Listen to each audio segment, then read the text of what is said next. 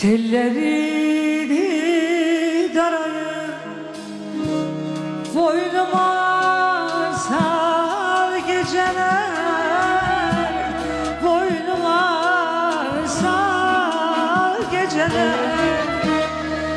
Benim sırdaşımsın geceler, ay geceler, geceler.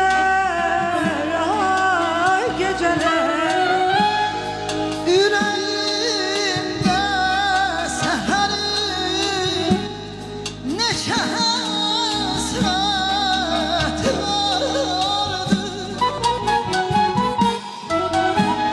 İntizarlarımda gece uzun olar. Geceler geceler gece uzun olar mı? Uşaq uçar xəyalım hardan hara gecələr. Mənə sən aparar yatanlara gecələr, gecələr, gecələr.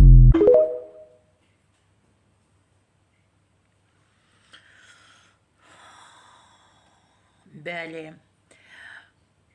Aynur Namazova ilə Aynur Qarabağlı da gedir. Ülviyə Namazova. İki bacıdılar. Mən diqqətlə bir neçə dəfə dinlədim bu canlı ifanı. Ülviyə Namazova, bacısı Aynur Namazova. Ülviyə, bir dəfə səninlə bağlı bəzi fikirlər söylədim, xətrivə dəydi. Dedin ki, mənlə bağlı danışma. Bu dəfə mütləq danışmalıyam. Bacını dinlədinmi? Azından bir verilişdən sonra bacının ifasını, canlı ifasını dinlədinmi? Bir öz səsinlə onun səsini müqayisə elədinmi, etdinmi? İmkan ver də bacın da oxusun da. Niyə imkan vermirsən canlı ifanı o etsin? Tez-tez müdaxilə edirsən. Bacının ifası hara, sənin ifan hara. Aynur Namazova dayanır uca bir zirvədə. Sən də aşağıdan yuxarı ona baxırsan.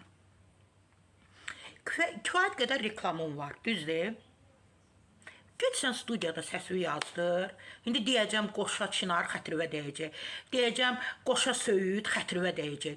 Get studiyada səs yazdır. Bir dənə Qoşa Söyüd yazdırmısan, Qoşa Çınar yazdırmısan. Get bir dənə də Qoşa Söyüd yazdır. Studiya şəraitində gəl belə ifa et. Canlı ifa sənlik deyil. Ülviyə Namazova. Azından bacının ifasına bax. Bax gör sənin bacın necə oxuyur. Sən necə oxuyursan canlını. Bacın necə ifa edir. Sən necə ifa edirsən. Azından oxumağı ondan öyrən də. Bu deyəndə niyə xətrinizə dəyir? Ay hörmətli izləyicilərim, ay sənət adamları, ay xanəndələr, ay muğam ifaçıları, ay peşəkar oxuyanlar, ay peşəkar müğənnilər, sənət adamları. Müqayisə edin də, iki bacıdır. Aynur Namazova, Ülviyə Namazova. O da canlı ifa etdi. Bu da canlı ifa etdi. Sizcə hansı daha maraqlı idi? Hansı daha peşəkar oxudu? Ülviyə özün gördündə mən sənə yerə utandım. Azından yorumlara bax. Get studiya şəraitində oxu. Qoşa Çınara bir dənə də Qoşa nəsə yaz. Belə ifa et. Canlı ifa sənlik deyil. Sara Səfra Bahadurdan.